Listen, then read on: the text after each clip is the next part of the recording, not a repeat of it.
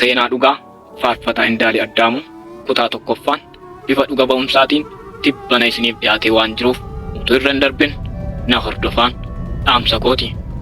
Kaayyoon seenessa kanaa iyyoo dubbii ta'ee kan dhiyaateef akkaataa jaalalli Waaqayyoo itti galma ga'u namoonni akka hubataniif akka ta'e hubannaa kennuu danda'a jedhamee waan amanameef ture. Seenaan faarfataa Indaalee Addaamuu kanatti fufee isiniif dhiyaata. Faarfatichi bara 1990 abbaa isaa obbo Addaamuu Waljirraa haadha isaa aadde Hawwanii Nyaarorraa kan dhalate yommuu ta'u jiraataa godina Wallagga Lixaa aanaa Ganjii ganda Busaanoo Sichoo kan ta'edha. Faarfatichi obboloota dhiiraa afurii fi obboleettii dubaraa tokko wajjin kan guddatedha. Abbaa fi haati isaa ijoollee dhiiraa 5 fi dubara 1 walumaa galatti ijoollee 6 horatanii kan qaban yommuu ta'u maatii jaalala ho'aa waliif qabanidha. Bara 1997 hanga bara 2000tti barnoota isaa kutaa 1 hanga 4 mana barumsaa Busaanoo Birbiritti barate. Barnoota isaa kutaa 5 hanga 8tti mana barumsaa guddattuu Busaanootti kan barate yommuu ta'u bara 2004 barnoota isaa sadarkaa 1ffaa qormaata kutaa 8ffaa sadarkaa naannootti qophaa'u qoramee qabxii boonsaa galmeessisuun gara kutaa 9ffaatti darbee. Bara 2006 hanga 2007tti barnoota isaa sadarkaa 2ffaa kutaa 9 hanga 10 mana barumsaa seenaa Ganjiitti barate. Barnoota isaa sadarkaa qophaa'inaa mana barumsaa Wallagga Adventistii Akaadaamii yookaan Dongorootti bara 2009 hanga 2010tti barate. Bara 2010 immoo qormaata biyyoolessaa kutaa 12ffaa qoramuun qabxii boonsaa galmeessisee yuunivarsiitii seene. Barnoota isaa sadarkaa digirii yuunivarsiitii Samaraatti ramadamuun waggoota 4f muummee barnoota Information Technology bara 2011 hanga bara 2014tti baratee xumuruun bara 2014 digirii jalqabaa eebbifamee bahe. Seenaan jireenya faarfataa Indaalee Addaamuu dubbachuuf wantoonni dubbatamuu qabu hedduun yoo jiraate illee haala barnoota isaa ilaalchisee gabaabaadhumatti kana fakkaata ture. Akkamittiin gara tajaajila faarfannaatti akka dhufe faarfatichi bara 2011 wayita mooraa yuunivarsiitii jirutti haati isaa dhukkuba hafuura hamaa du'aan ishee ga'uun qabamtee rakkachaa turte. Mana qorichaa naannoo bakki isheen itti hin yaalamin hin jiru ture. Dhukkubni ishee mana qorichaa beekamaatti malee yaalamuu akka hin dandeenye rifeeriin gara magaalaa Finfinneetti isheef barreeffamee ture. Haati isaas amantiidhumaan fuula Waaqayyoo dura turte. Faarfataan Indaalee Addaamuu yeroo sana amala araada garaa waan qabuuf yommuu maatii isaaf bilbilu haadha isaa dhibeen ulfaataan qabamtee du'aa fi jireenya gidduu jirtuun ani qarshii fixeeraa naaf ergi jedhee gaafachuurraan kan hafe akka ishee dhukkubu homaa hin beeku ture. Sababiin isaa immoo yoo dhaga'e jeeqamuu danda'a jedhanii waan yaadaniif maatiin isaa walii galanii akka haati isaa dhukkubsachaa jiraachuu ishee hin barre godhani. Barnoota isaa sadarkaa yuunivarsiitii waggaa 1ffaa xumuree guyyaan geenyaan mana maatii isaatti deebi'ee gale. Egaa wanti dhokatee hafu maaltu jiraree haadha isaa dhukkuba hamaan qabamtee rakkachaa jirtu gaafa galee argu naasuutu isa weerare. Yommuu haati isaa dhukkuba hafuura hamaan qabamtee dhiphattu gadduu jalqabe. Isa dur bakka barbaade oolee bakka barbaade bulu dhiisee haadha isaa bira manuma ooluu jalqabe. Yeroo sana wantoota dabarse hundumaa itti yaaduu jalqabe. Dogoggora isaarraa waan baay'ee barachuu eegale.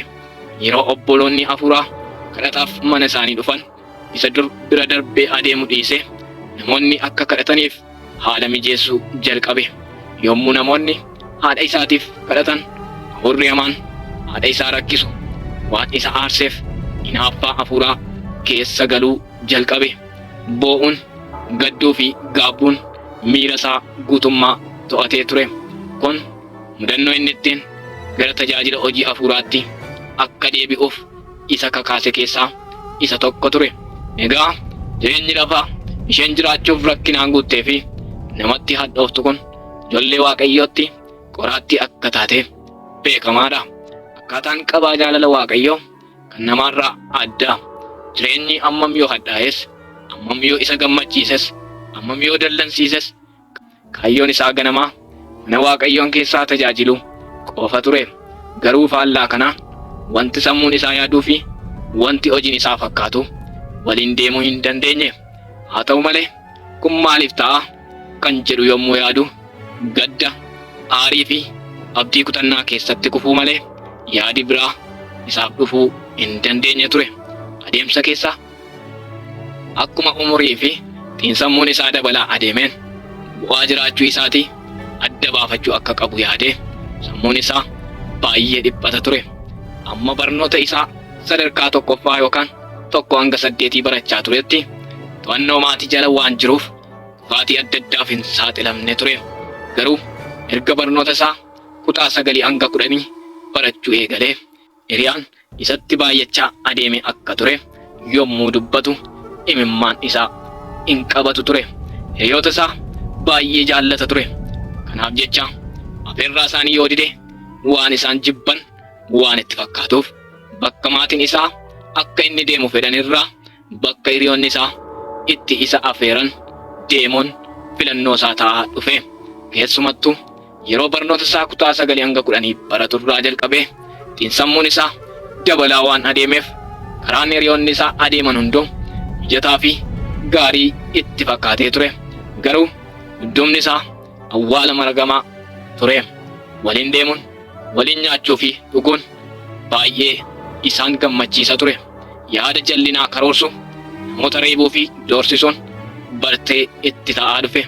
Qarshii maatiin isaaf kennan araada dhugaatii alkoolii gosa garaa garaa, caatii yookaan jimaa qama'u, araada sammuu namaa adochanii fi kanneen humna dabalataa kennan kanneen akka sigaaraa, ashiishii, gaanjaa fi kan kana fakkaatan fayyadamuun araada cimaa isatti ta'ee ture. Fiilmii akkaataa itti araada humna dabalataa kennan fayyadamuun yakka dalagan ilaaluu, qooda macaafa qulqulluu, kitaabolee hayyoota falaasamaa dubbisuunis waaqa tolfamaa isatti ta'ee isa rakkisaa tureera. Hayyoota falaasamaa caalaas waan jaallatu hin qabu ture. Erga tajaajila hafuuraa hojjechuu jalqabee garuu hafuurri akkasii akka isarraa adda bahee dubbateera. Dabalataanis haalli siyaasa biyya lafaa sammuu isaa qabatee waan tureef bakka deemu maratti nagaa booressuun, alaabaa biyya lafaa ol qabu, hiriira nagaa bahu, dhaadannoo adda addaa dhageessisuun bu'aa guddaa waan fidu itti fakkaate humna isaa guutuu hojjechaa akka ture ragaanii bahaa ture. Wayita kana gochaa tures lubbuu hedduu of biraa dhabaa akka ture yommuu carraa argatu ni dubbata ture. Keemikaalota akkasii fayyadamuun garuu miidhaaf akka isa saaxilee dubbateera. Keessumaa immoo yeroo barnoota isaa sadarkaa yuunivarsiitii waggaa 1ffaa baratu amalli isa bare dhiisuu waan hin dandeenyeef nageenyi mooraa yuunivarsiitii sababii isaatiif jeequmsaan goolamaa akka tures dubbateera. Sababni isaa immoo wayita mooraa yuunivarsiitii seenetti hiriyoonni isaa duraan wal beekan waan gargar bahaniif haalli jireenya mooraa yuunivarsiitii amma keessa barutti waan isa rakkiseef xiinsammuun isaa miidhamaa dhufe. Sammuun isaas araada dhugaatii alkoolii fi caatii qama'uu, araada sammuu namaa hadochan kanneen akka sigaaraa, ashiishii, gaanjaa fi keemikaalota ammayyaa humna dabalataa kennan fayyadamuu fi kan kana fakkaatan wajjin wal baree waan tureef sammuun isaa ni jeeqama ture. Halkan rinni ijatti isa hin dhufu. Wayita barnoota isaa sadarkaa yuunivarsiitii waggaa 2ffaa baratu lakkeessa bara 2012 sababii dhibee koronaa yookaan COVID-19tiif jecha barnoonni addaan citee waan tureef barattoonni gara maatii isaaniitti deebi'uu akka qaban labsiin darbe. Taateen hammana ga'us addunyaa kanatti yommuu dhufe nama kan ta'e hundumaa gadda ulfaataatu dhuunfate. Yeroo sana sababii rakkoo nageenyaatiif jecha godinaalee Oromiyaa keessaa bakkeewwan tokko tokkorraa tajaajilli neetworkii dhaabbatee ture. Godinaalee tajaajilli neetworkii irraa dhaabbatee ture keessaa Wallaggi Lixaa isa tokko ture. Sababii kanaatiif jecha maatiinis akka itti bilbilanii isa hubatan waan hin qabneef du'aa fi jiraa isaayyuu hin beekan turani. Taateen suukaneessaan addunyaa weerare kun yoo dhufellee isaa fi hiriyoota isaa kan rakkisu qarshii ittiin araada isaanii guuttatan argachuu dhabuu isaanii qofa ture. Kanaafis falli hin argamne. Haa ta'u malee karoorichi Waaqayyo biraa waan ta'eef Waaqayyo akkaataa hin beekamneen haala mijeessee konkolaataan ramadamee fi magaalaa Samaraa irraa kaasee amma magaalaa Gimbiitti tajaajila tolaatiin isaan galchuu danda'eera. Akkasitti sammuun isaa inni araadaan manca'e mana maatii isaa gahee amma karaa dheeraa mana ga'uu deemu kanas gaabbiidhaan quba nyaachaa yeroo fi maallaqa isaa akkasumas kan maatii isaa isa qisaasessaa ture aariidhaan guggubachaa adeema ture. Akka nama manatti adeemu osoo hin taane akka nama du'atti adeemu yaaddaa gaabbiidhaan of nyaachaa adeema ture. Garuu yaada isaa kana nama tokkotti illee hin himatu ture. Hiriyoonni isaas isa hin gaafatan turani. Keessumaa walakkeessa bara 2012 yommuu mana maatii isaa gale haalli nageenyaa daran ulfaataa ture. Akka salphaatti bahanii galuun hin danda'amu ture. Keessumaa dargaggoota akka isaatiif yerichi yeroo baay'ee sodaachisaa tureera.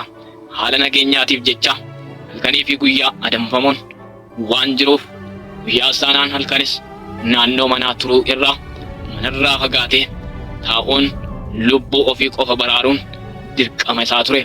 Kan taateen kun hundumtuu ta'eef haalli siyaasaa biyya keenyaa balaarra bu'ee waan tureef innis adamfamaa jiraachuurra waraana ta'e ajjeesee du'uu filannoo isaa taasifatee ture.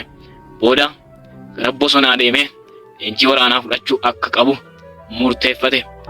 Baruma 2012 keessa gara dirree leenjii waraanaa deemuu akka qabu namoota itti dhiyaatu wajjin waliif galee beellama waliif qabanii maree isaanis kanumaan xumuranii guyyaa deeman eeggachuu eegalanii akka irraa hin hafnes waliif kakatanii utuma jedhu guyyaan beellamaas ga'ee sababii sodaa nageenyaatiif jecha mana maatii isaa bulus waan hin dandeenyeef bakka of eeggannoof isaaf ta'u bulee halkaniin ka'ee haala mijeeffatee bakka hiriyoota isaa wajjin lama qabatee deemuuf mana maatii isaatti galee akkuma ol galeen borsaa fi wantoota isa barbaachisu utuu walitti sassaabbatu tokko alaa ijoollee warra manaa jechaa dhufe.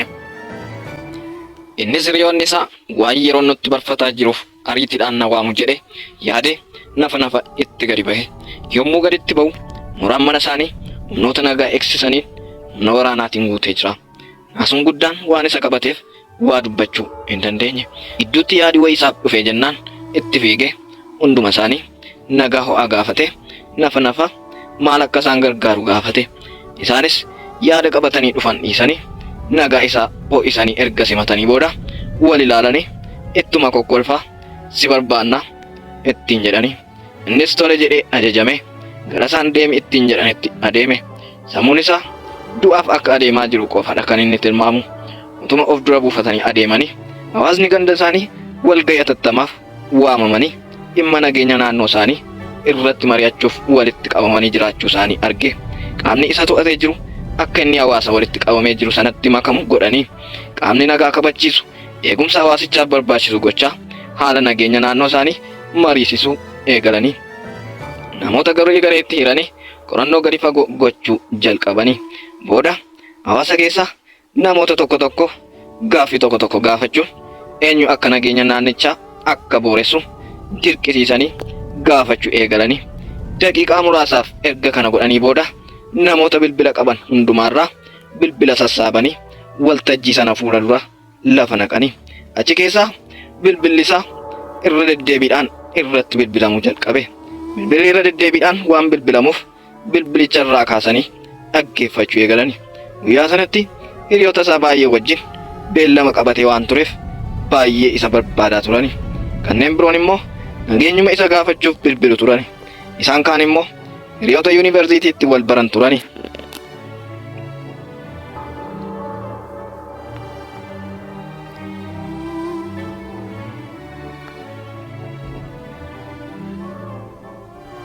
Isas yeroodhuma sanarraa jalqabe akka namoota irraa adda bahee qofaa isaa turu godhanii qorannoo fi doorsisni tokko hawaasa mudatee ture. Ganamaa kaasee amma galgalaatti akkasittiin utuu qoratamu Manni walgahii bahee ture manatti deebi'ee gale. Ergasii booda namoonni walgahii sanarra turanii galan dudduubatti hambifamuu isaa fi qorannoof akka barbaadamu maatii isaatti himani. Abbaan isaa gaafa sana gara gabaa deemee ture. Haati isaa mana waan turteef waan ta'e yommuu dhageesse fiigichaan bakka inni jiru dhaqxe. Namoonni isa bira turan sunis akka haati isaa isatti hin dhiyaanne dhorkanii turani. Utuma isheen isa faana buusu konkolaataa seenee bakka isaan geessan dhaqu akka qabu ajajani. Innis utuma isheen buusu waan godhu waan hin qabneef ajajameetuma konkolaataa seene. Deemee magaalaa aanaa isaanii aanaa Ganjii ga'e. Haati isaa bu'aa deebitee galte. Jarri isa fuudhanii deeman waan mana fakkaatu wayi biratti dhaqanii isa buusani. Daddafee hidhaa kophee fi qabattoo isaa akka hiikkatu ariitiin ajaja dabarsani. Waan isaan jedhan ajajamee booda manichatti akka seenu ajajani. Waan isa barbaachisu baay'ee qaba ture. Gaafa manicha seenu namoota baay'eetu manicha keessa jira ture. Bakki isaan itti isa fidan mana amala sirreessaa akka ta'e yeroo namoota ta'anii boo'an arge hubate. Namoonni waan boo'aniif yeroo sana keessi isaa naasuudhaan guutame. Sababiin isaa namoonni achi keessatti reebicha humnaa olii fi waan saaxilamaniif ture. Yaadaanis hubamuu jalqabe. Abbaa fi haati isaa guyyaa gara guyyaatti dhufanii isa dubbisu turani. Namoonni kan biroon akka itti dhufanii isa dubbisan hin qaban turani. Sababni isaa yoo dhufanii isa dubbisan qabanii mana amala sirreessaa galchu waan ta'eef namoonni isa dubbisu iyyuu baqatanii turani. Eessumni isaa obbo Taarikuu Nyaaroo jedhamu yeroo sana isa dubbisuuf dhaqanii jennaan qabanii mana hidhaatti ol galchanii turani. Hiriyaan obbo Taarikuu Nyaaroo tokkos obbo Galaanaa Kitilaa kan jedhamu sababii isa dubbisuuf dhaqaniif qabanii mana hidhaatti ol isaan galchaniiru. Sababii kanaatiif maatii fi firoonni faarfataa Indaalee Addaamuu akka itti dhaqanii isa gaafatan dhabanii turani. Ji'oota muraasaaf yaadaaf qalbiin isaa utuu hin boqotin achi keessa tureera. Mana amala sirreessaa keessatti qalbiin isaa baay'ee Waaqayyoon barbaaddachuu jalqabe. Namoonni isaa wajjin akka gara dirree leenjii waraanaa deemaniif isaa wajjin waliif kakatanii turan. Mana hidhaatii gadi dhiifamuu akka hin dandeenye yommuu hubatan garaa isaanii kutatanii guyyoota muraasa eeganii dadhabanii deemanii. Hiriyoonni isaa yeroo sanaa sun har'a akka isaan lubbuudhaan hin jirre yommuu dubbatu imimmaan lakkuu roobsa. Faarfataan Indaalee Addaamuu nama baay'ee gara laafessa, qooda nama gaddisiisu, ofii isaatii miidhamu, nama filannoo taasifatu ture. Hiriyoota isaa yoo gaddisiises dafee karaa dhiifamaa akka isaaf uuman dafee kan gaafatuu fi yoo ofii dadhabe immoo namoota kan biroo fayyadamee namoota biraa dhiifama nama argachuuf dhama'u ta'uun isaa nama guddaa akkamii akka inni ta'e nutti argisiiseera.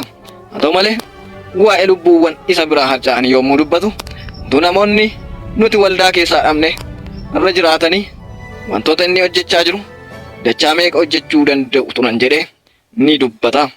Inni immoo utuu akkuma isaanii lubbuudhaan dhabameera ta'e waldaa kiristaanaa keessatti hojii ulfina qabeessa har'a hojjechaa jiru kanatu hin hojjetimin hafa ture jedhee dubbata. Waldaan lubbuu namoota qaqqaalii akka dhabaa turtee fi akka dhabaa jirtu sirriitti hubateera. Jireenya koo keessatti namni ani addatti galateeffadhu tokkotu jira ture jedheera. Isaanis obboleessa koo Fuuraa obbo Mitikkuu Arga'uu kan jedhaman bara 2007 guyyaa tokko utuun jimaa qama'u na arganii turanii jedhe. Anis baay'ee waan isaan kabajuuf gaafa sana baay'ee rifadheen ture. Isaanis akka rifadhe waan baraniif odoo maanatti hin dubbatin callisanii dhuma na ilaalanii guyyaa kan biraa hojii kooti jedhanii manaa bahanii mana maatii koo dhufanii akka na gorsuu qaban natti himanii jedhe. Anii fi isaan waan wal beeknuuf xiqqoo maatii koo irraa fagaanne gaaddisa wayii teenyee haasa'aa turuu keenya sirriitti hin beeka jedhe. Isaan umurii ijoollummaa koo sanatti araada garaa garaa keessa jiraachuu akka hin qabnee fi yoo jaalala Waaqayyoo ta'e borcarraa nama jabaa ta'uu akka hin qabus natti himanii jedheera. Ani yeroo sana gorsa isaan naaf kennan itti gammadee fudhadheen ture. Gorsi isaan yeroo sanaas sammuu koo keessatti godaannisa jijjiiramuu kootii naaf ta'eera. Gorsi isaan yeroo sana naaf kennan battaluma sanatti amala sana akkan jijjiiruu qabu yoo ta'ellee ani turtii waggoota 5 booda gorsa isaanii garagalee itti yaaduun wantoota isaan na gorsan hunda hojiirra akkan oolchu Waaqayyo na dandeessiseera jedhee. Waaqayyo bakka isaan jiranitti isaan haa eebbisu jechuun barbaadas jedhee yommuu dubbatu imimmaan lakkuroobsaa tureera. Kutaan lammaffaanis barnoota qabatamaa gurguddaa waan of keessaa qabuuf sirriitti akka hordoftan jechuun dhaamsa kooti. Faarfata Indaalee Addaamurraa Waldaa Adventistii Guyyaa Torbaffaa Willoo Birbir.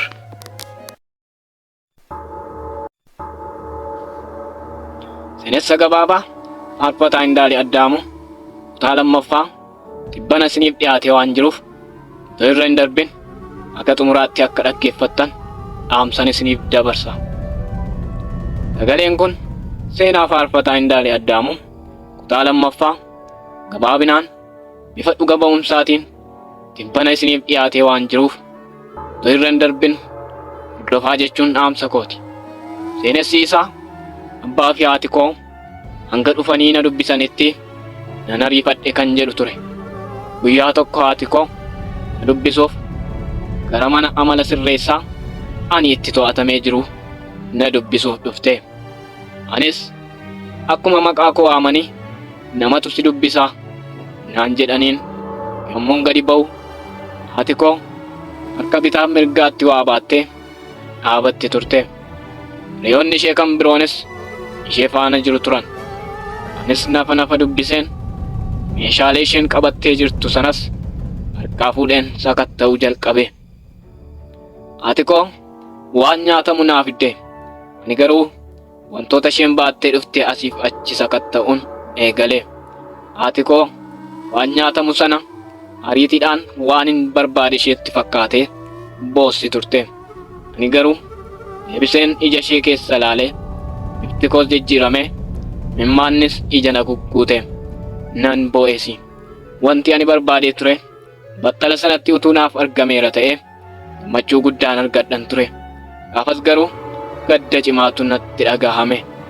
Ergasii booda akkuma isaatti meeshaalee isheen qabattee dhufte hunda harkaa fuudhee meeshaa kan biraatti ergan dabarsee kaa'ee booda meeshaalee isheen qabattee dhufte sana deebisee yommuun itti geessu isheen inuma boossi turte.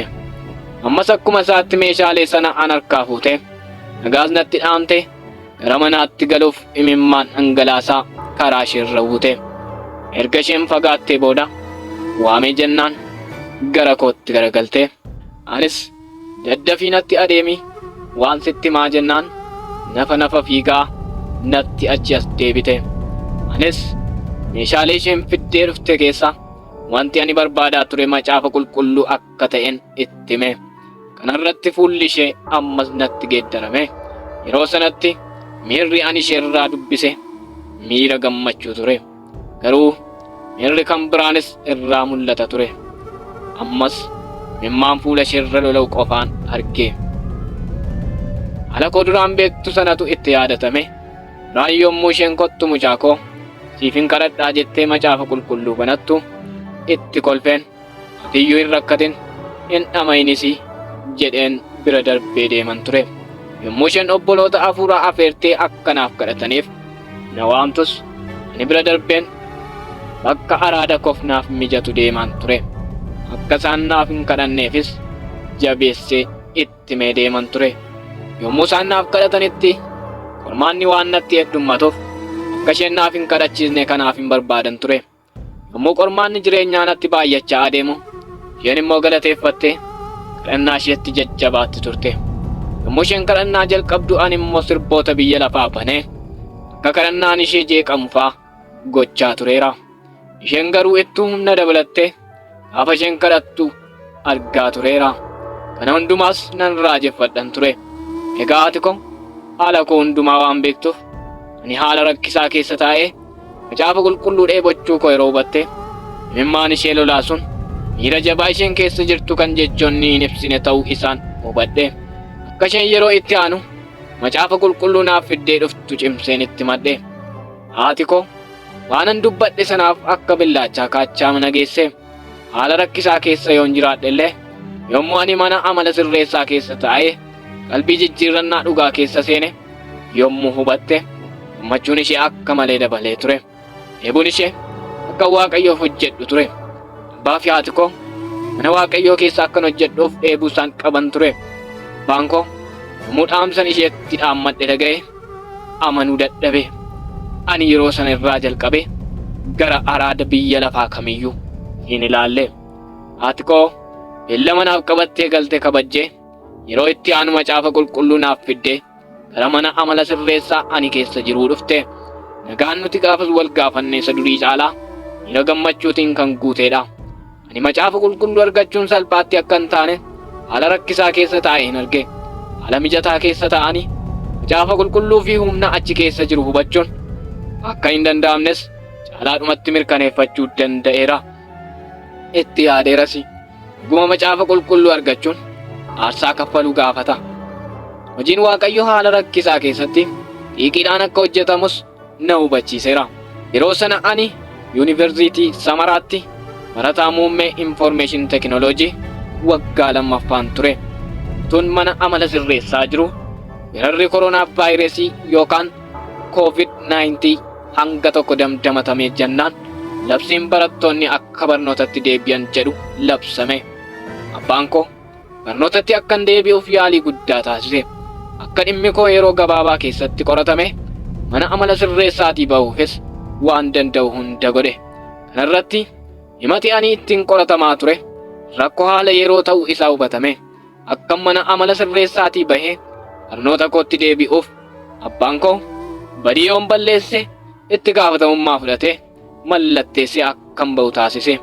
Anis yaada koo hundumaa haareffadhe hojii Waaqayyoo hojjechaa barnoota koo barachuuf Waaqayyoon duratti waadaanan seene. Sababa gara hojii Waaqayyootti deebi'u kootii kan ta'e namni Waaqayyo karaa isaanii dhimma ba'e tokko jiru turan. Isaanis barsiisaa Addaamuu jedhamu turan. Isaan yeroo sana tajaajila wangeelaaf gara waldaa keenyaa waldaa Adventistii guyyaa torbaffaa Willoo Birbir sagantaa ayyaaneffannaa garee maatiin qophaa'e irratti affeeramanii dhufanii utuu lallabanii waamicha nuuf godhanii turanii. Anis waamicha isaan gaafas nuuf taasisan simadheen fudhadhe. Ani har'a bu'aa hojii isaanii isa gaarii sana ta'eera. Bakka isaan jiranitti Waaqayyo isaan haa eebbisu. Yaana saadachaa isaaniif haa dabalu jechuun barbaada. Ani yeroo sanarraa jalqabe waldaa Adventistii guyyaa torbaffaa Willoo Birbiritti faarfattoota garee dargaggootaatti makamee tajaajila faarfannaatiin tajaajilu yerooma sanan jalqabe. Wayitan barnoota koo sadarkaa yuunivarsiitii baradhus kutannoodhuman qabu fudhadheen gara mooraa yuunivarsiitiitti deebi'e. Hiriyoonni koo duraan haala koo beekan hundumtu haalli koo yommuu jijjiiramu isaa argan ni raajeffatani. Namoonni duraan haala koo laalanii na balaaleffatan jijjiiramu koo gaafa hubatan ifa manuuf godhi ati duruu nama gaarii akkasii turte jedhanii mimmaan lolaasaa dhiifama na gaafatu turani. Haalli ani keessa ture hundumtu haala sodaachisaa ture. Karoorri ani baasu kamiyyuu karoora dhaloota mancaasuu fi balleessuu ture. Kanas beekee utuu hin taane gaariidha jedhee waanan godhuuf badii ammamii yoon dalage gaabbiinis natti hin dhagahamu ture. Har'a yommuun taa'ee waan hin dabarse itti yaadu garuu baay'een gaddaa nan bo'asi. Gargaarsa Waaqayyoo taanaan kennaa hafuuraa naaf kennameen hojii Waaqayyoo hojjechaan barnoota koo sadarkaa yuunivarsiitii waggaa arfaffaa xumureen bara 2014 yuunivarsiitii Samaraatti muummee barnoota Information Technologytiin digirii koo jalqabaa eebbifamee bahe. Yeroon eebbifamee bahe yuunivarsiitii Samaraatti hiriyaa koo dormitti wal beeknu tokko wajjin piroojeektii haaraa hojjennee turre. Yuunivarsiitichi piroojeektii keenya sanatti gammadee akka deebinee piroojeektii sana milkeessinuuf itti gaafatamtoonni kolleejjii fi dipaartimentii keenyaa kompiitara dabalatee meeshaalee barbaachisoo ta'an hundumaa gumaacha nuuf gochuun nu deeggaraa turani. Garuu haalli qilleensaa magaalaa Samaraa akkuma beekamu ulfaataa waan ta'eef piroojeektii ni xumurra jennee waadaa seennee baane. Sunis akkuma nuti eebbifamnee baaneen achumatti akka hafu ta'e. Deeggarsa yeroo sana karaa dipaartimentii keenyaa nuuf taasifame guddaan nan galateeffadha.Anii fi hiriyaan koo piroojeektii sanattis utuu bu'aa hin argatin nu jalaa hafeera. Magaalaa Finfinneetti hojii hedduu dorgomeera. Buufata xiyyaaraatti yeroo 3 qorumsa seensa hojiif waamameen ture. Garuu guyyaa isaan itti qormaata seensa hojiif na waaman guyyaa sanbataa waan ta'eef ani waamicha isaanii kabajee hin fudhanne. Beeksisa hojii baankii garagaraas dorgomeera. Hojiin baankii hundumtuu guyyaa sanbataa waan dabalatuuf waamichi isaan qormaata seensa hojii anaaf taasisanis guyyaa sanbataatti waan ta'eef ani waamicha isaanii kabajee hin fudhanne. Sababii kanaaf jecha namoonni natti siqan hedduun isaanii na komachaa turaniiru. Waa'ee koos gatanii dhiisaniiru. Ani garuu kanaafis abdii hin kutanne. Akka Waaqayyo na gargaaru jabeessee amanuu ittuman fufe. Waaqayyos ana hin qaanessine na gargaareera. Utuun akkasitti dhiphadhuun namni biyya ambaa jiru tokko kan akka eenyummaa isaanii ibsu hin barbaanne tokko haalan keessa jiru bilbilaan na gaggaafachuu eegalani. Anis haalan keessa jiru ibseefin akka naaf kadhachuu qabanii fi hojiis akkan barbaadaa jiru isaanittan hime. Isaanis yeroo kan biraa naaf bilbilanii hojiin hojjechuu danda'u na gaafatani. Kanarratti waanan hojjechuuf yaada keessaa qabu itti hime. Yeroodhuma sana otoo hin turin deeggarsa isaan anaaf taasisaniin meeshaalee barbaachisoo ta'an bitadheen magaalaa Naqamtee naannoo Kumsaatti mana suphaa meeshaalee elektirooniksii banadhee hojjechuu itti fufe. Hojichis na gammachiisuu hin dandeenye. Kun hundumtuu hafee bara 2015 ji'a kurnaffaa godina Shawaa Lixaa aanaa Daannootti barsiisaa jalqabaa ta'e fedhii fi jaalala guddaadhaan gosa barnoota Information Technology irratti hojjechuun jalqabe. Hojii barsiisummaa hojjechaan ganna bara 2015 deeggarsa namoota dhuunfaa fi deeggarsa waldaa Adventistii guyyaa torbaffaa Willoo Birbirraa naaf taasifameen faarfannaa baaqee yookaan singilii 2 kan mata dureen isaa ijaan argineerra jedhuu fi gootummaan goototaa jedhu hojjedhee tajaajila faarfannaatiin hojii koo jalqabaa gurra dhaggeeffattootaa fi jaallattoota faarfannaa biraan gahe. Haa ta'u malee bakki hojii kootii fi tajaajilli koo wal simuu waan dideef akkasumas haalli waaqeffannaa kootii na jalaa miidhamaa waan deemeef hojii koo gadi dhiisee gara magaalaa Finfinnee deemuu akkan qabu yaada kootti nan murteesse. Yaaduman murteesse qabadheen daadaa koo biyya Ameerikaa jirtu kan maqaan ishee Ababaa Tafarraa jedhamtu tokkotti bilbileen haalan keessa jiru isheetti hime. Daadaan koo yommuu haalli koo rakkisaa ta'uu isaa hubatte hatattamaan gara magaalaa Finfinnee akkan deemu naaf eeyyamte. Anis magaalaa Finfinnee deemeen achi jiraachuu koo itti hime. Isheenis waan na barbaachisu hunda waan beektuuf qarshii na ga'u sirriitti naaf ergiti turte. Akkan hojii dorgomuufis haalli isheen naaf hin mijeessin hin jiru ture. Garuu yaali isheen gootu hundumtu sababii sanbataa deemee kufaa tureera. Magaalaa Finfinnee deemuu koo sababeeffate Waaqayyo ammas hojii isaatiif sababa uumuu jalqabe. Yeroon walakkeessa bara 2016 hojii dhiisee gara magaalaa Finfinneetti deebi'e. Waaqayyoon ganee du'uu filadheen ture. Faallaa kana Waaqayyo hidhaana qabee jiru natti hiikuuf furmaata barbaaduu jalqabe. Namoonni ani karaa onlaayinii wajjin hojjennu kanneen ani ergaa isaan naaf barreessan qofaan isaan wajjin walii galuu natti jijjiiramaa dhufani. Dubbiin keenyas walii galuu hin dandeenye. Sababii kanaaf jecha wal dhabdeen nu gidduutti uumamaa dhufe. Isaan akkan gara biyyoota alaa deemuuf karaa iskoolaarshiippii haala naaf mijeessanii biyyan barbaadu tokko filadhee akkan baradhuufis na sossobaa turani. Namoonni sun fakkeessanii miseensa isaanii na godhachuuf malee dhuguma iskoolaarshiippii naaf kennanii akkan baradhuuf hin turre. Ergan tajaajila hojii Waaqayyootti deebi'e kaasee hojiin isaanii wajjin hojjedhu milkaa'ina akka dhabaa dhufe tilmaamuun jalqabe. Isaanis faayidaan argadhu narraa hir'isaa dhufani. Booda akkaawuntii garaa bananii hojii natti baay'isuu jalqabani.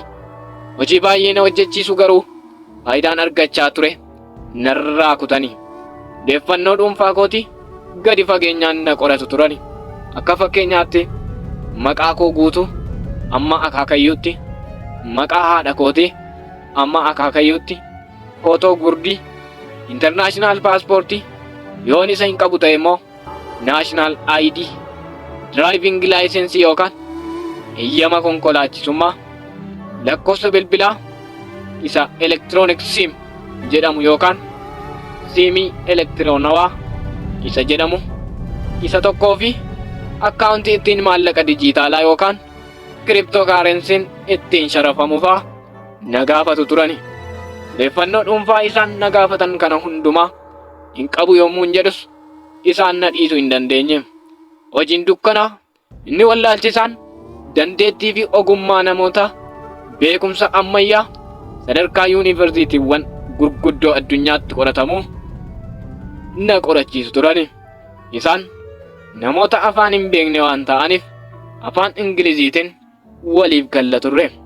Afaan Ingilizii dabalatee afaanota gurguddoo addunyaa amman danda'u barachuu akkan qabuu fi kaayyoo qaban hundumaa sirriitti akkan hubadhuuf haala mijeessaa turani. Sababii kanaaf ani halkaniif guyyaa isaanii wajjin waanin wal qunnamuuf ribas yeroon rafu hin qabun ture. Riba dhabuun koo immoo fayyaa qaamaaf sammuu koo miidhaa adeeme. Isaan garee humnoota dukkanaa gamoota ifaa fakkaatanii hojjetanidha. Kaayyoon isaanii sammuu dhala namaa isa uumamaa artificial intelligence yookaan AI isa sammuu namtolchee jennu sanaan bakka buusuu ture. Iccitii kana dubbachuu kootti sodaa yoo natti dhagahame illee Waaqayyo akkan dubbadhuuf na gargaareera. Isaan sammuun dhala namaa kompiitaraa wajjin walitti hidhata kallattii qabaachuu akka qabuu fi yoo isaaniif danda'ame guutummaa addunyaa kanaa to'achuu akka qaban weebsaayitii isaanii irratti maxxansa isaan maxxansan dubbisaa tureera. Maqaa dhaabbata kanaa waamuu hin barbaadu garuu hojii appilikeeshinii sammuu namtolchee yookaan AI artificial intelligence irratti ciminaan akkan isaanii wajjin hojjedhu fedhii koo malee akkan murteessu ta'ee ture. Sababiin isaa pirojektiiwwan akkasii hojjechuun qarshii guddaa waan argamsiisuuf ture. Kanaaf jecha yeroo sana ani daqiiqaa tokkoof illee kompiitara koo fi bilbila harkaa koo yoon cufe sammuun koo kan kooti jechuun danda'uun ture. Yeroo namoonni haaluma tokko nu wajjin taphadhu kottu tokkicha nu wajjin kaaffee taa'ii ni taphannaa naan jedhanis ani immoo hiriyaan koo dhugaan anaaf kompiitarotaa fi bilbila harkaa koo akka ta'aniin itti himan ture. Isaanis baay'ee natti gaddu turani. Sababii kanaaf namoonni anatti dhiyoo jiran yeroo baay'ee natti gaddu turani. Booda rakkinni ani keessa jiru karaa namoota hafuura hamaatiin geggeeffamanii akka ta'e hubadheen namoota sanarraa akkan adda ba'uu qabu murteesse. Jarri kana hunda na hojjechiisan namoota maqaa dhaabbata isaanii dhoksanii hojii hamminaa hojjetan akka ta'e mirkaneeffachaan adeeme. Akka na ajjeesuu qaban hafuuraan natti mul'atanii natti himanii turani. Magaalaa Finfinnee kutaa bulchiinsa magaalaa Booleetti bara 2016 keessa guyyaa tokko dhimma hojiif jecha gara magaalaa Boolee deemeen ture. Jarri ani isaan irraa adda ba'uuf yaalii gochaa ture. Lookeeshinii bilbila koo waan qabaniif na hordofaa turani. Sababii isaan na hordofaniif guyyaa sanatti hojiin isaanii wajjin hojjechaa ture dhiise bakka biraa akkan deeme waan hubataniif ture. Sisteemni kompiitara isaanii bilbila koo wajjin walitti hidhamiinsa waan qabuuf akka barbaadanitti na hordofu turani. Boolee naannoo addaa Friendshippiitti baay'ee na rakkisaa turaniiru. Isaan gaafas guyyaa keessaa sa'aatii 6tti waan akka iskiriinii guddaa irratti akkaataa itti hojii dukkanaa sana hojjetan natti argisiisaa turaniiru. Namoota lubbuun hin jirre danuu natti argisiisaa turani. Xumurri addunyaa kanaas akka gahe beekinaan jechaa turaniiru. Gaafa sana akkaataan ittiin guutummaatti hafuurota hamminaa sanarraa adda bahu rakkinuma sana keessa taa'ee falfalachuun jalqabe. Garuu isaan sammuu kootti waan akkan of wallaalu godhu wayii natti erganii turani. Sana booda ani gara isaan na ajajanitti malee ofii kootii waan fedha koo gochuu hin danda'uun ture. Garuu Waaqayyo inni anaa wajjin tures ergamaasaa naaf ergeera. Jalqabaa ifa guddaa tokkotu natti ife. Akkuma natti ife deebi'een garuu ani lafas ta'ee waaqni maal akka fakkaatu argee adda baasuu nan dadhabe. Sana booda sagalee qofaan natti haasa'u jalqabe. Garuu qaamonni natti haasa'an gosa lama turan. Lamaan isaaniiyyuu sagalee nama sodaachisuun natti haasa'u turan. Sagaleen baay'ee nama sodaachisu tokko yeroon mallatteeffamu saba Waaqayyoo xumurameera. Dheekkamsi Waaqayyoo gadi dhiifameera. Namoonni du'uu qaban du'aniiru. Kan fayyuu qabanis fayyaniiru.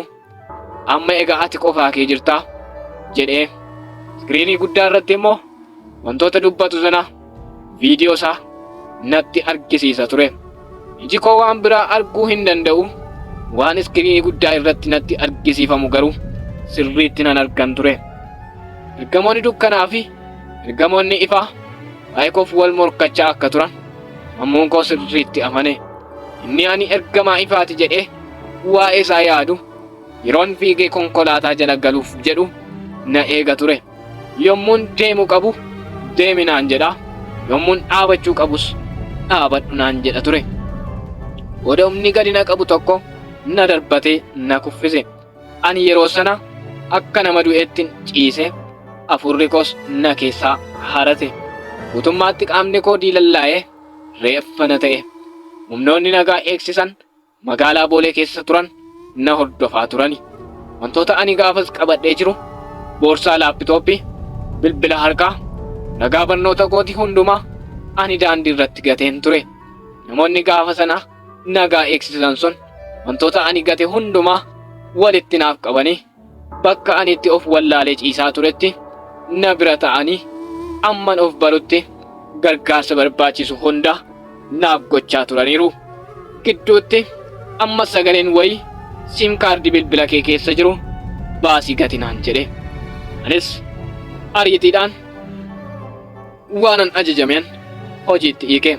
Siim kaardii bilbila koo keessa jiru baaseen diichii lolaa keessa buuse. Itti aansee namni ani eenyummaa isaa adda hin baafatin hafe tokko dhiibboo namootaa keessa dhufe bakkan of wallaalee jirutti mataa koo na rurrukutee sokke. Ani iji koo naaf argaa waan hin jirreef eenyummaa isaa hin hubatin hafuu kootti baay'een gadde. Ani yeroo inni na tuqerraa kaasee humni koo waan haara'eef of baree namoota na bira jiran faana haasa'uu nan danda'e. Haateen sun sa'aatii 6 hanga 9tti ture. Turtii sa'aatii 3 boodan of baree. Poolisoota gaafa sana magaalaa Booleetti nagaa eegsisaa turan keessaa namoonni 2 baay'ee na wajjin dadhabaa akka turan natti himaniiru. Isaan wantoota daandii irratti gatee ture hundumaa sassaabanii anaaf kennaniiru. Ani gaafa sana gargaarsa isaaniitiin halkan keessaa sa'aatii 4tti Buraayyuu bakka obboleessi koo kan maqaan isaa Gammachuu Addaamu jedhamu tokko mana kireeffatee jiraatu gahe. Humnoonni ammeenyaa guutummaan guutuutti sammuu koo to'atanii turani. Sababii isaan na ajjeesuu qabaniif yoo jiraate sababuman hojii isaanii isa dukkanaa kana dhiisee gara hojii Waaqayyootti deebi'eef akka ta'e qaama hafuura hamaa ta'anii na doorsisaa turaniiru. Ani guyyaa sanarraa jalqabeen hidhaa isaaniitiin rakkachuu eegale. Halkanii fi guyyaa na dhiphisu turani. Wayita kun hunduu narra gahaa ture. Obboleessa koo Gammachuu Addaamuu jedhamu magaalaa Shaggariin jiraatu biratti ture. Obboleessi koo yeroo sana hojii ittiin jiraatu dhiisee anaa wajjin dhiphachaa tureera. Booda gaafa haalli koo baay'ee isa sodaachise eessuma koo obbo Taaddalee Nyaaroo jedhamu achuma magaalaa Shaggariin jiraatu bira na geesse. Eessumi koo obbo Taaddalee Nyaaroo haalli koo isa sodaachisaa waan adeemeef obboleessa isaanii biyya Ameerikaa jiru obbo Addaamuu Nyaaroo jedhamutti hime. Eessumi koo fi obboleessi koo yommuu bilbilaan haasa'anii namoonnis akka anaaf kadhataniif afeeran haalli koo baay'ee isaan rakkisaa akka jiru xiinxaleen baay'een bo'an ture. Isaan bakki isaan itti maqaa koo waamanii anaaf hin kadhachiisin hin jiru ture. Carraa kanaanis waldaa kattaa Buraayyuu keessaa obboloota koo afuuraa Waaqayyo akka anaaf kadhataniif naaf kaases utuun hin galateeffatin darbuu hin barbaadu. Keessumaa obboleessi koo afuuraa maqaan isaa Gammachiis Geetanee jedhamu akka isaan naaf kadhataniif bilbilanii akkanaaf waaman. Adaadaa koo Ibsituu Tamasgeen jedhamtuu fi obboleessa koo Gammachuu Addaamuu jedhamutti himadhee jennaan bilbilanii haalan keessa jiruu fi kadhataafis akkan isaan barbaadaa jiru itti naaf himani. Kana irratti obboloonni koo afuraa nama 4 ta'anii naannoo Kattaa Buraayyuu mana eessuma koo obbo Taaddalee Nyaaroo dhufanii naaf kadhachaa na jajjabeessaa turanii. Obboloota koo afuraa waldaa Kattaa Buraayyuu irraa dhufanii na jajjabeessaa turan sana Waaqayyo isaan haa eebbisu jechuun barbaada. Eessumi koo dooktarii yoo ta'e illee dhibeen koo maal akka ta'e adda baasuu hin dandeenye. Jarri garuu akkana ajjeesuu qaban natti himanii turani. Kan jedhu itti himuuf hin yaala garuu itti immoo himuu hin danda'uun ture. Yommuu eessumi koo waa'ee koof dhiphatu ani namoota na rakkisaa jiran itti himuufin haasaa jalqaban ture. Eessumi koo hojiitti qabamanii baay'ee waan rakkataniif haadha warraa isaanii Aadde Ibsituu Tamasgeen jedhamtutu daa'ima ishee lamaa wajjin rakkachaa kunuunsa naaf gochaa ture. Namoonni qaama hafuuraa uffatanii na rakkisaa jiran sun garuu battala sanatti yoon icciitii sana baasee dubbadhe akka na ajjeesan natti himu na doorsisu turani. Walumaa galatti sammuun koo waan qaamonni hafuuraa hamaa sun na ajaju qofa hojjeta. Akka isaan sammuu koo irratti waan ta'e hojjetan dhibba keessaa dhibba nan beekan ture. Eessumi koo halkanii fi guyyaa waan hin rafneef nyaatas waan hin nyaanneef qorichoota gatiin isaanii qaalii ta'an naaf kennaa tureera. Booda haalli koo baay'ee sodaachisaa waan adeemeef obboleettiin koo abbaa warraa isheef daa'ima tokko qabdu waliin magaalaa Naqamtee jiraattu kan maqaan ishee Bashaatu Addaamuu jedhamtutu akkan ishee bira deemee achuma ishee bira turuuf halkanii fi guyyaa boossi turte. Kana irratti waliif galanii abbaa warraa ishee obbo Girmaa Qanaatee jedhamu gara magaalaa Shaggariin dhufe na fudhatee gara magaalaa Naqamteetti deebi'e. Haalli koo yeroo sana obboloota koo hafuuraa hedduu bira qaqqabee ture. Akkan hafuura hamaan qabamee rakkachaa jiru maatiin koo yommuu dhagahan waldoota kiristaanaa hedduu bira qaqqabsiisaa turaniiru. Humnoonni dukkanaa gargaarsa tekinooloojii fi kompiitaroota ammayyaatiin sammuu koo to'achuu danda'anii turani. Waaqayyo icciitii humnoota dukkanaa kana diiguu waan barbaadeef hojii isaanii kanas akka hubadhuuf utuu lubbuun koo waa hin ta'in na oolchuu danda'eera. Isaan konkolaataa jala na buusuufis hojjetanii turani. Yommuun obboloota koo wajjin magaalaa bahu konkolaataa jala of buusuuf yaalii gochaa turuu koo obboloonni koo erga fayyinni guutuu naaf ta'e natti himaa turaniiru. Kana yommuun godhus qaamota hafuuraa sanaan ajajamee waanin godhuuf ture malee ani callisee waanan gochaa ture miti. Kadhataaf jecha waldaan kiristaanaa hedduu keessatti maqaan koo waamame naaf kadhatamaa tureera. Fayyinni koo battalatti yoo ta'u dhabaatellee Waaqayyo suutuma suuta qabaa humnoota dukkanaa keessaa na baasuu danda'eera. Akka humnoonni dukkanaa qaama hafuuraa uffatanii na hojjechiifataa turanitti osoon hin beekin bara 2011 hanga 2016tti miseensa isaanii ta'ee isaan tajaajiluu koo carraa kanaan dubbachuu danda'eera. Ani hojiidha jedheen hojjedha garuu isaan kaayyoo biraatiif adeemaa turaniiru.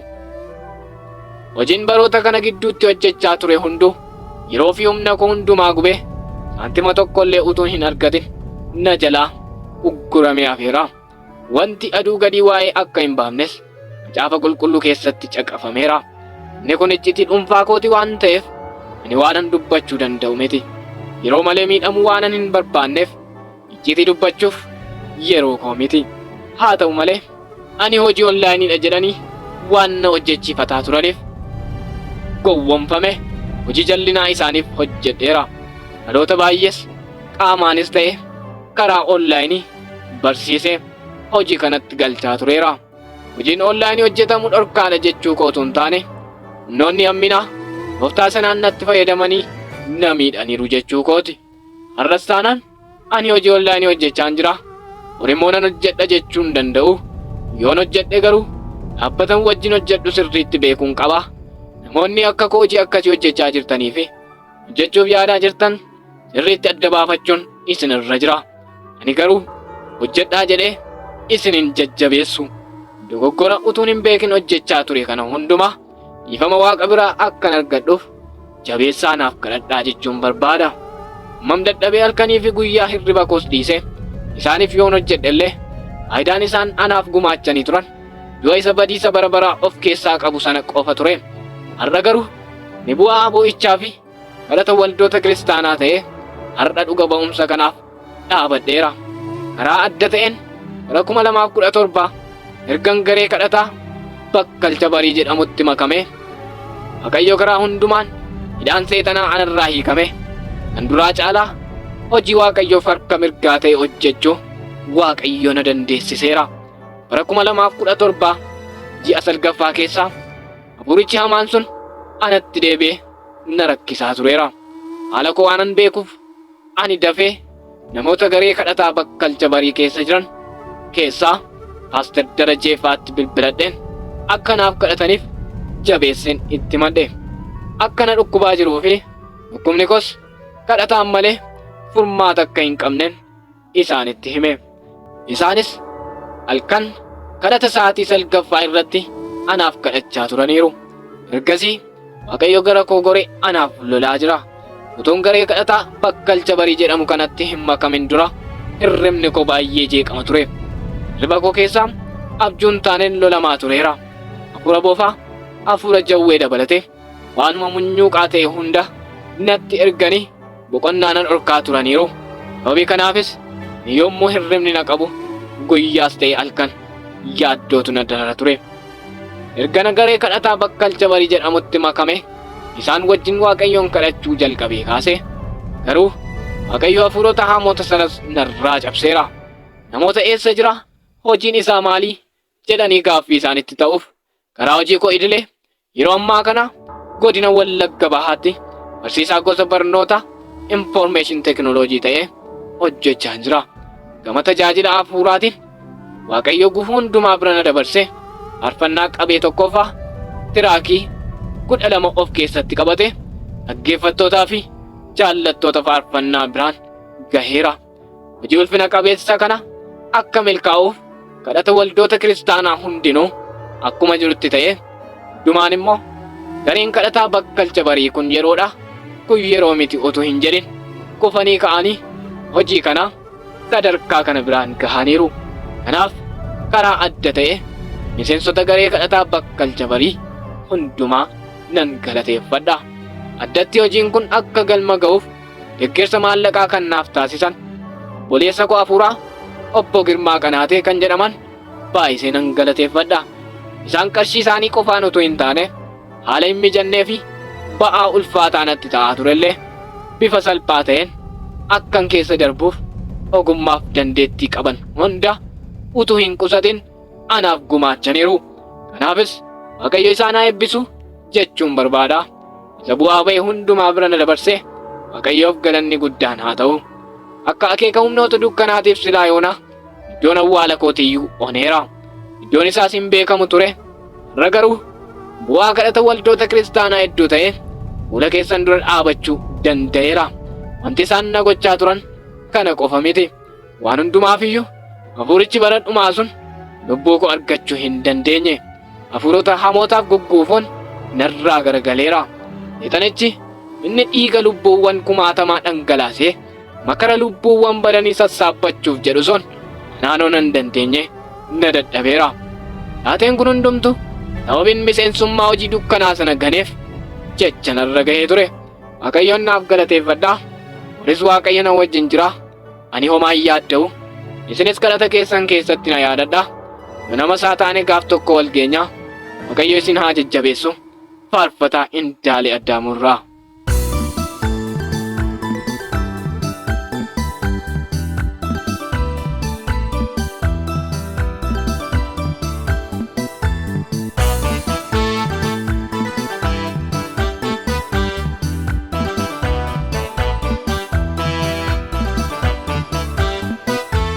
Kada deemti horii binaa manamtu beekamtiin gaana yoo ta'a qoratame takka biraan gaamu qalbiin kee qoratootaan dahannaa koo rakkoonaaf iddoo baqaa dhabdootaaf sitoo firaa hin ilaalu galaa lubbuuf hin taane anoota saddoo biraa yoo baay'ate tokko lama kan namaa yoo si malee tumti maaltu amanamaa dhandhameedhoo miidhamee taanu argee naatu beekaa sin lafoo naatu margee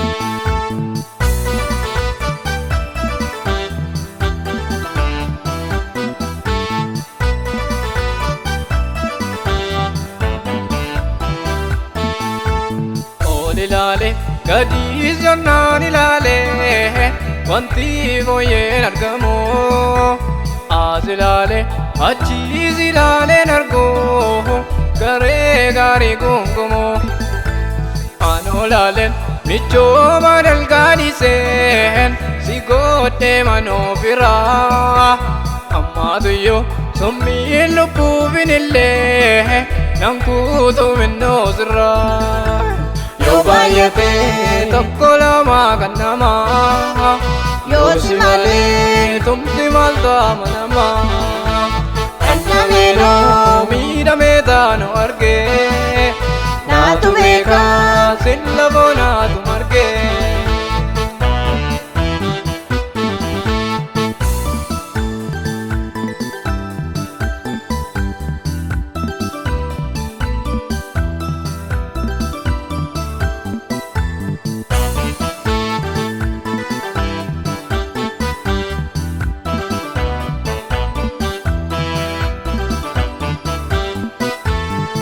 jalaates wantiin ittoo babdadhee ennoo galaafooniite homaa mite hammaatu tuuti jalloo wanta yattu boorite bartuun dure taatee duraa kutaatu boriif dubbaatu raagaa hin ilaalu galaa lubbuuf hin taane laftuuf itteettu laagaa yoo baay'ate tokko lama kan namaa yoo si malee tumti maaltu amanamaa dhandhameedhoo miidhamee taanu argee naatu beekaa sin lafoo naatu margee